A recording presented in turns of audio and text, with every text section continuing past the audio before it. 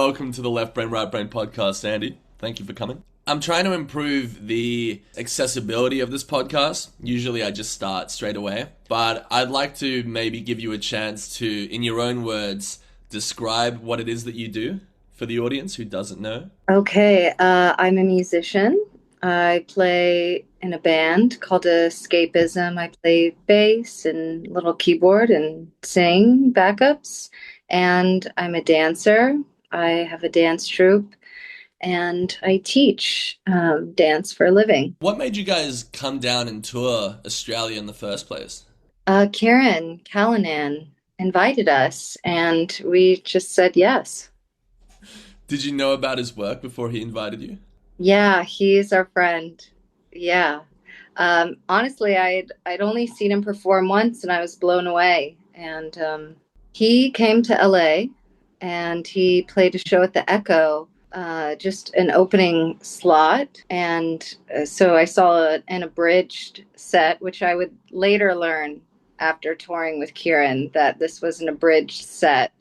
You know, I'd say it was like 35, 40 minutes max.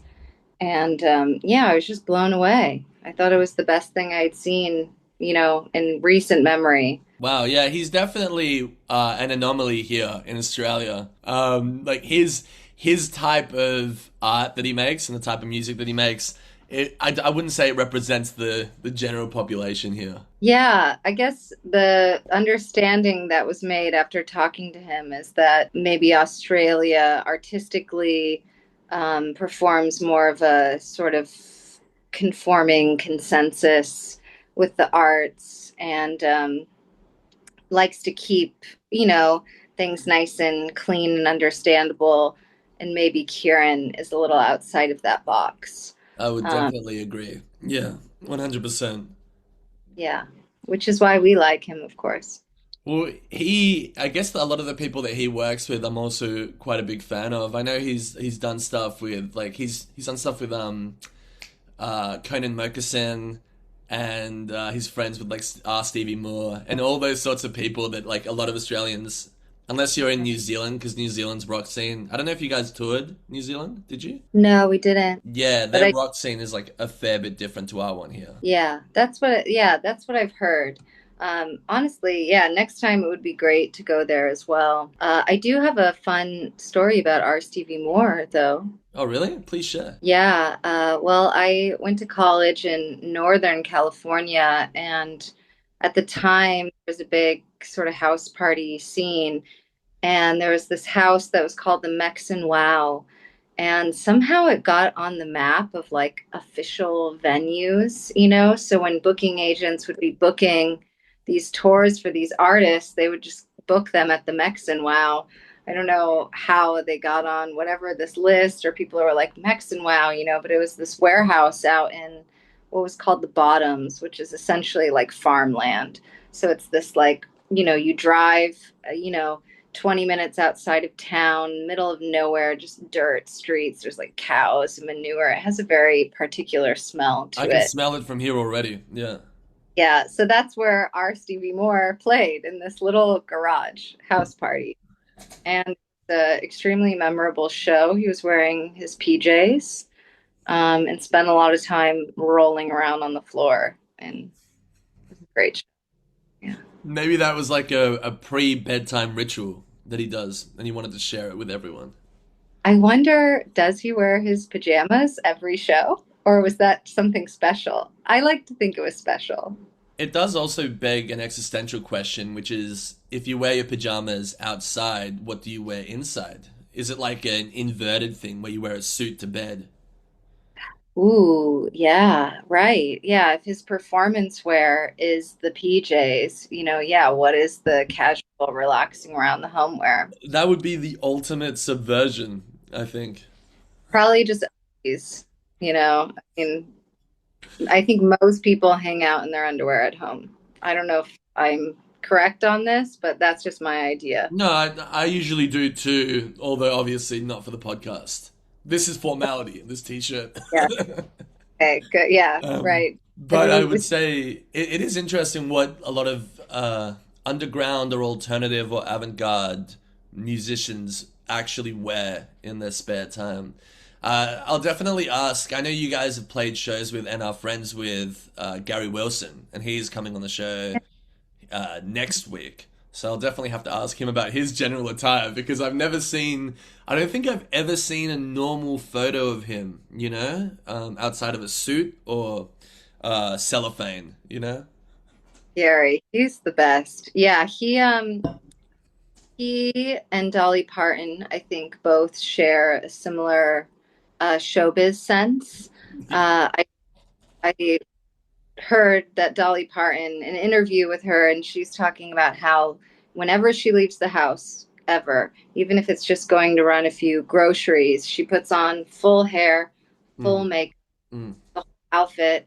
And her sort of logic is like, well, what if I run into a fan? Like they want to see Dolly Parton, So she has to assume the idea every time she leaves. And Gary, he's like that too. He's I only know Showbiz Gary. There might be There's, another him. there's a few people I've had on the show that share the same ethos. There's a guy, if you're familiar with Jimmy Brown, who's come on the show, and I've never met Jimmy Brown outside of character, ever. I don't know Brown. No, I don't know. Yeah, and another guy called Rashadicus, who's like he goes by the nickname the Cello Goblin, and I've also never met him Oh, face to wait. face as The well. Goblin. Is he a Los Angelino? Yeah, he is. What's his name again? His name is Rashadicus or Rashad. He Li- basically wears like a goblin hat. No, he wears like a wizard hat. He acts like a goblin. He has his own language, and he like swings off of like giant poles and stuff. Wow. That sounds like this guy who sublet in my bungalow complex. I think it was actually one morning I woke up and heard this very like I don't know, like ambient, like, Yeah, and yeah, yeah, yeah. You're I telling was me like, he sublet your bungalow? yeah, one of my neighbors' bungalows, so two doors down. And then I go outside with Ian and we look out the front and there's a guy like in a goblin outfit playing his cello in the tree, and of course we like waved and started dancing and it turns out that it was our neighbor's subletter. He was Wow. there. Yeah, I'm pretty sure that was him. I'll It have to must fact check that, but yes. it must be a pretty tight-knit community then over there. Hey, if that's if that actually happened. I mean, I think, I guess. yeah, we've also had Kristen Gashegos on the show as well, who I think you guys might know. Or I think she Chris, knows Ian. yeah, Yeah, it yeah. seems like everybody there kind of lives on the same street. We like to keep it to the east side. Right. Yeah. Well, all of a sudden, I cross west side and I get lost. I don't know where I am. It's like another city. For Yeah. sure. When did you actually join escapism? Gosh, it's been, I guess, 3.5 years officially. Yeah. Yeah, 3.5 years ago. So Yeah. starting on the album Rated Z? No, no. Rated Z came out in 2021. So I joined after. Um, True. and we sort of, I guess, almost immediately started recording Charge of the Love Brigade, Cool. um, which was released last year. Yeah. And yeah, and we actually have another record on the way. It's just getting polished and ready to go. We released one single, Born on the Wrong Side. I don't For know if you've sure. Yeah, I yeah. definitely want to talk to you about that, and the choreography behind that. Are you allowed to talk about the upcoming album after that, or is it still on the wraps? It's not necessarily on the wraps, but I don't know if we've officially announced the title yet. For So sure, I for don't sure. maybe that is a secret. I have Keep your secrets. There is still plenty to discuss. yeah. Okay, cool, cool. Yeah, but it is done. We finished recording. It's all mixed and just needs to get mastered. And we have Experimental Jet Set doing the art on that. Mm. They've done all the escapism records. Um, yeah, so it's all happening. Very, very cool. 'Cause I've had that video stuck in my head for the past, I think, 5 days now. leading up to this interview. How did the actual aesthetic of that video come about? Well, we were watching a lot of June Pak videos at the time Yeah. and of looking into this like experimental cinema and video. And we'd been wanting to do another dance collaboration um, for this record for one of our videos. And this one just seemed like, it was like a great beat and an inspired dance. Um, because not every song inspires dance. This one Yeah. did. And yeah, it just all came together. We've got this friend named Fred Joseph who has these really awesome 70s tube cameras that have a really beautiful aesthetic and they really pick up color very well. Mm. Um, how the idea for the red leotard and tights came about, against a black backdrop. And we kind of toyed with how the paint would look for a while. Ian did all the paint and he painted everything by hand and then scanned his paintings and then sort of transposed them through Photoshop on top of the video. Super cool. Yeah. Yeah, I was chatting to my friend about the video. We watched it together a few times, and I think there's not been another example except for The Love Witch. I don't know if you've heard of that film. I've seen 2016. It's like a 70s throwback movie, but obviously it's like a modern movie. And if you didn't like, if I hadn't been told that that movie was made in 2016, I would have believed that it was from the past. Your video definitely has the same effect. You can tell that a lot of like craftsmanship and work has gone into that. cool. That's great. Yeah, I mean, it really is.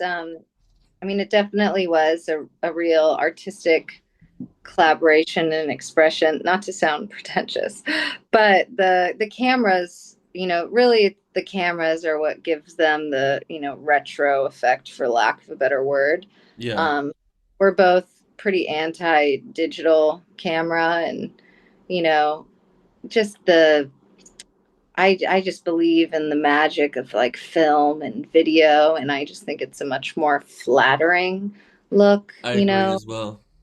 Yeah, you never see a bad picture of an old, starlet, because they were always being photographed by these beautiful cameras. That's not to say they didn't get old, and have wrinkles, but, they Yeah, were captured in this, much more beautiful format than this digital I thing. have I have been thinking about that a lot lately because I was introduced to quite late at 30 to Twin Peaks, and so I just started my Twin Peaks journey from season 1 to season 3, and I couldn't help but notice that yeah, so much of the allure for me is in the fuzziness of the original kind of 90s cameras that they were using, and when it goes to digital, it kind of loses me almost immediately.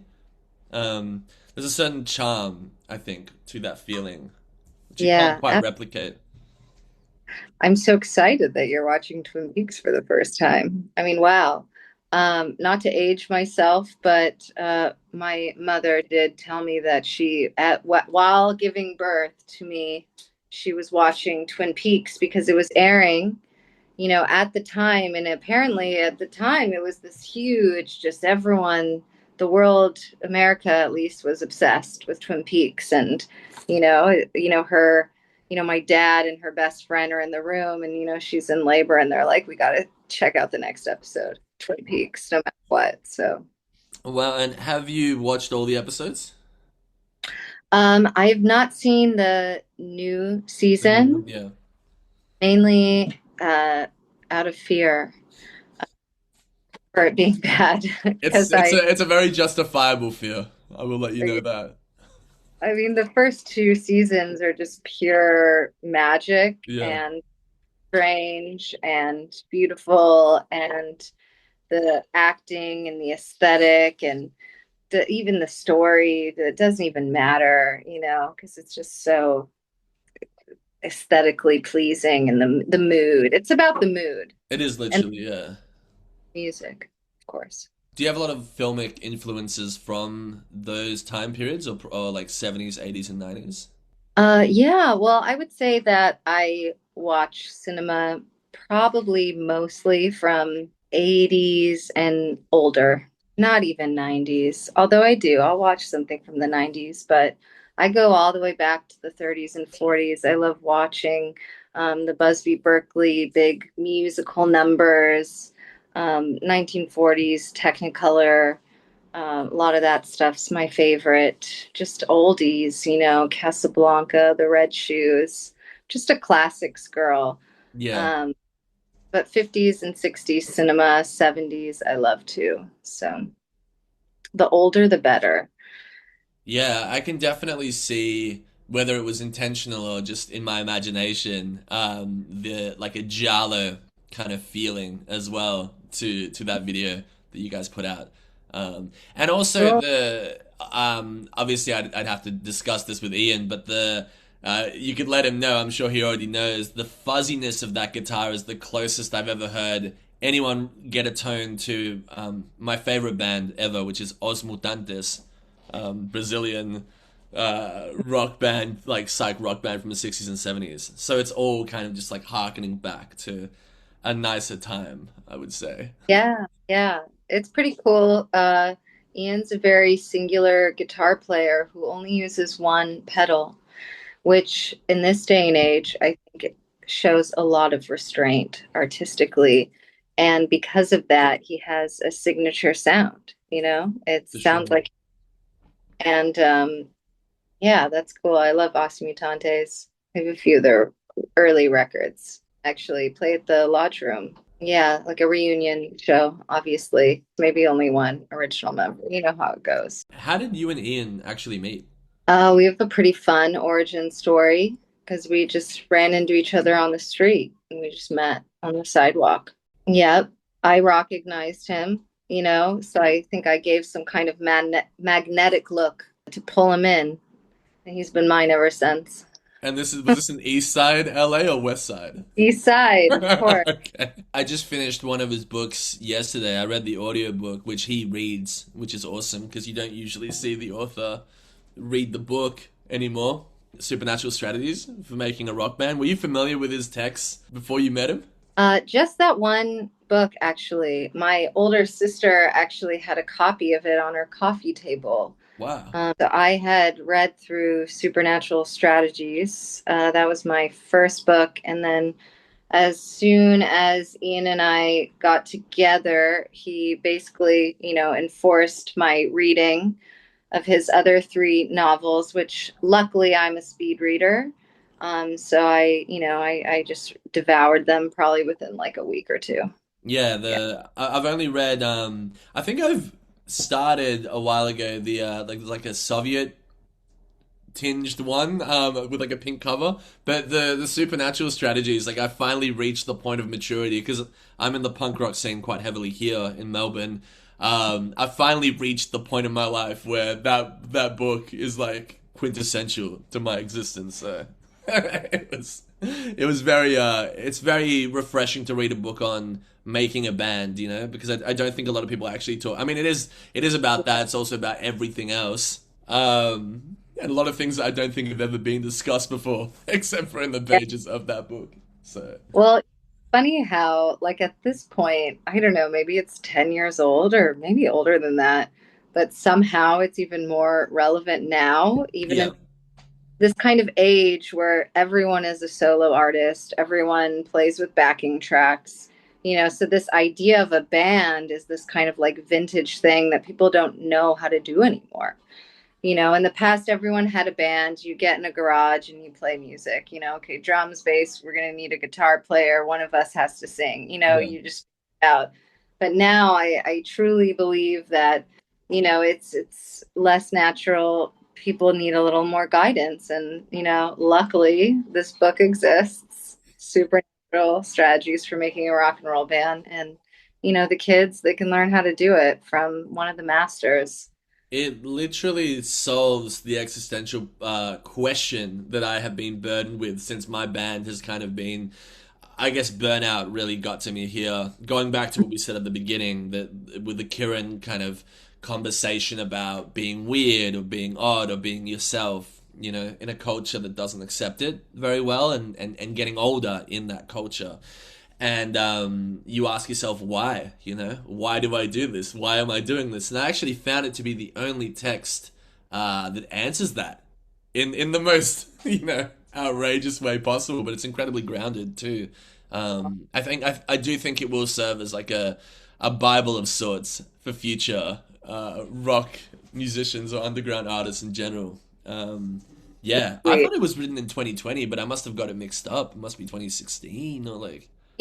It was just reissued Okay. this year, so that's probably why you're thinking that. But yeah, it's older. Yeah, it definitely predates 2020. Damn. I'll have the exact year for you. I don't know. It's all good. I can Google it. I appreciate it though. Later, later. And talk to me about your dancing career. I saw that you had it was called a Rated Z TV show called Beneath the Underground. Can you talk to me a bit about that? Yeah, so that's a collaboration um, with a lot of different people. So the Reiki Dancers is my dance troupe, and we're essentially the house dance troupe of this greater show called Beneath the Underground, a Rated Z TV production. And Rated Z is the birth child of both Ian Svenonius and then our, cinematographer who we did the most recent music video with, Fred Joseph. And then beyond those two people, there's a whole crew of people who work cameras and do stage design and then all of the bands who contribute. But it's essentially a live taping of a TV show that's sort of loosely modeled on the old sort of shows like Top of the Pops, for instance, where bands come up and they sing, a song or two. For this night, they all lip sync. My dance troupe comes, we do a little dance, and we dance to contemporary music.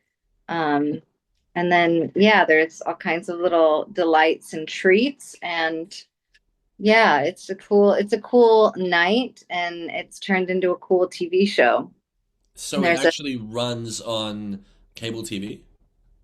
no, but wouldn't that be I cool? was thinking, yeah, because I've had a lot of people, not a lot. I've had a few people. Are you familiar with Mr. Let's Paint? The guy who runs on the treadmill, and he inspired Eric Andre and all that stuff. He runs on the treadmill and he paints at the same time and he cooks at the same time. And he started off on like LA public access television, and that's kind of how he began, like back in the day. But I'm pretty sure it's still a thing. It is still a thing in Australia, called Channel 31. I don't think a lot of people watch it. It's pretty cursed, but I mean, if you're into that, which I am, it's quite cool. So- What do you mean by cursed? oh, it's just anything goes basically TV. Like it's not censored, so you can just kind of Yeah, see anything and everything on that channel. At least you used to be able to. Uh, yeah. Yeah, there was public access TV in the US. I don't know if it exists anymore though, but yeah. I've known some people who used to have a regular thing that they did on it and it's all taped. But I haven't seen it, so I can't talk about it, but it's generally it can go anywhere. For Yeah. sure. There are And no I saw you post, and I'm gonna butcher this. Hermione Demoraine as being like an inspiration for you. yeah, Um, is that how it's pronounced? I think so. It's Mm. French. It's Um, French, yeah. Um, yeah. I wanted to Yeah. know who are some of your other idols and inspirations. Oh gosh. Well, I've been in the dance world a lot recently, and so my brain's really fixated on choreographers right now. I've been watching a lot of Pina Bausch and Martha Graham, and I guess what I've been interested in recently is this sort of interdisciplinary sort of like intersectional sort of performance art, Mhm. you know, being a musician and a dancer and having an interest in the theater. I've just been looking for more and more examples of people who do all of these things, or maybe they do multiple things. Um, that being said, I do also just love like a hot girl bass player. You know what I mean? We don't have to do more than that. That can be enough. If you're just a drummer in a band, like that's awesome. Totally into it. But as far as my inspirations, yeah, I like Pina Bausch. She's a contemporary choreographer. She's passed away now, but her dance company still lives on. And she sort of began what you would call dance theater in Germany. She had her dancers wearing street clothes and high heels. She introduced dialogue into her dance productions, as well as like pedestrian movement, which was also being done by the Judson Church Theater. Um, so that's kind of where I've been at recently. And Hermine Demarain, she sort of fits in with all of that as well. Very Um, cool. I'll have to check out all those names. I'm not going to pretend that I know them, but that's awesome. I have to ask. Speaking to dancers, I always like to talk about. I think you're the first dancer, or artist dancer that I've met on the show. But in life, I always talk about All That Jazz as being the scariest movie of all time. In my opinion, it's the most existentially, for me, fearful, movie I've ever seen. Are you a fan of that movie? Oh, it's just a work of art. Brilliant. Yeah. I was thinking about it today, actually. Really? Rewatching another dance scene. It came up on Instagram but I just can't get enough. Bob Fosse, he's the greatest. I had the joy of dancing in Sweet Charity in high school theater production. Wow. Um, which is, if you haven't seen, you could watch. There's also a feature that was made of Sweet Charity, which is another one of his works. Some great dance numbers, but All That Jazz does have the sort of psychological spiral of the artist. And yeah, it's brilliant. The dance numbers, they're Yeah, just, Bob Fosse is definitely one of the great. I mean, if not the greatest of all time. I yeah. still haven't seen Cabaret, but I'm a fan of the book. I'm a fan of Goodbye to Berlin. But yeah, no, he's also really good as the snake in what's it called? The Little Prince live action. That's right. I Yeah, so forgot. he kills that shit. Yeah, he was a huge inspiration for Michael Jackson as well, the Yeah, moonwalk. literally, he invented the moonwalk. I'm pretty sure. Yeah, they Michael Jackson studied with Bob Fosse. Wow. That's how he was training. And yeah, um, Fosse invented the moonwalk, which I believe is in The Little Prince. I think he does it in The He Little does it in Prince. the yeah, he does. Wow. Yeah, That's super so cool. going to be some fun material for your animations later. For sure. Yeah, I can learn a lot from Fosse. You don't have to be Yeah, a dancer to learn a lot from Fosse. absolutely. And then his one of his partners, not Gwen Verdon, but Anne Ranking, who also dances and all Yeah. that jazz. Um, Another big inspiration. Of course, we can't all be blessed with her legs, but we get to marvel at them. Well, Sandy, I've really enjoyed this half an hour of chatting. Before we finish up, I wanted to ask you something I ask everyone on the show. What piece of advice would you give up and coming creatives, both on the east side and west side of LA? Well, if you care about financial stability, maybe you should join a different field. That's my only advice. You have to love it.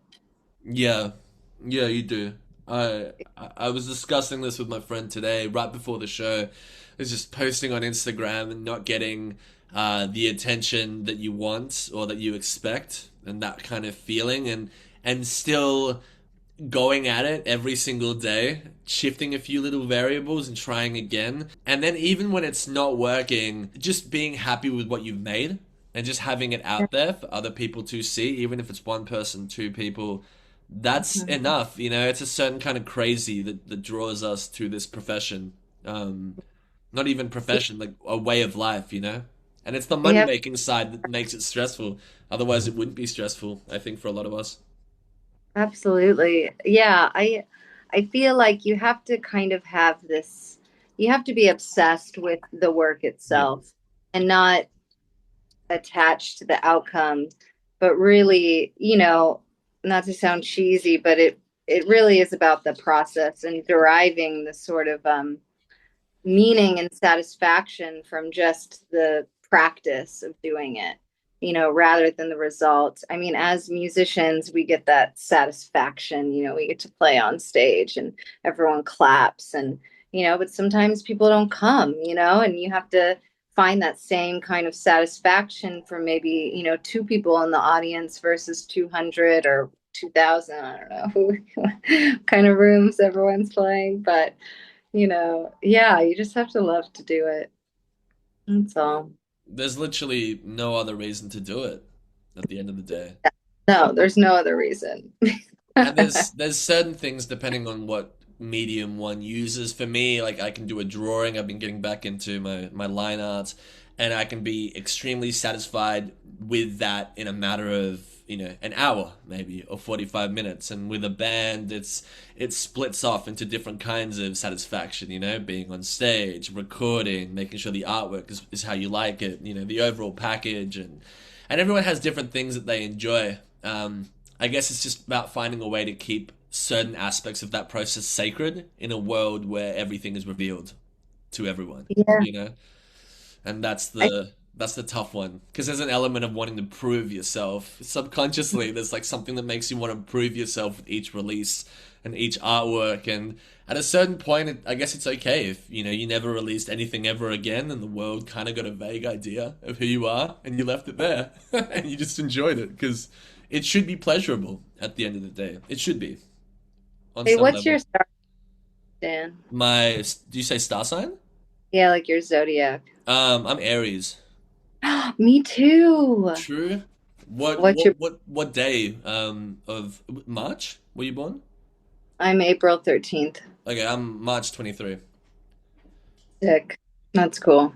I've been getting a lot into very much a tangent thing, but getting a lot into just zodiac stuff and all that kind of stuff that we don't have enough time to discuss on this podcast, and I have definitely not studied any of that stuff enough. But do I before we wrap up, do I seem like an Aries?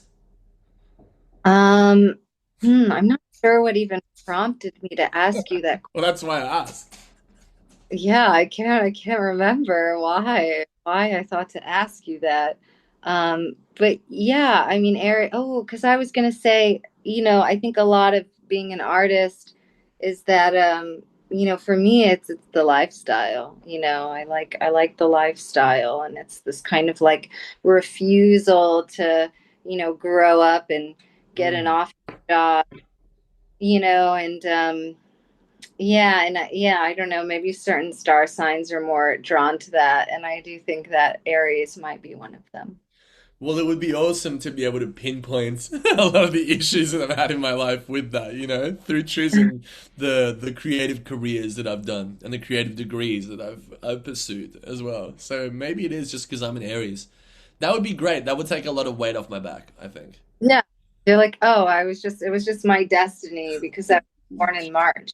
Like, don't need to worry about it. Can just keep doing what you're doing, trucking along, knowing that, you were just spiraling towards this It was always. always going to be, the path, the road less traveled. Yeah, exactly. Well, Uh, yeah. Thank you so much, Sandy, for chatting to me. It's been really, really fun. Thanks, Dan. And yeah, take care. You too.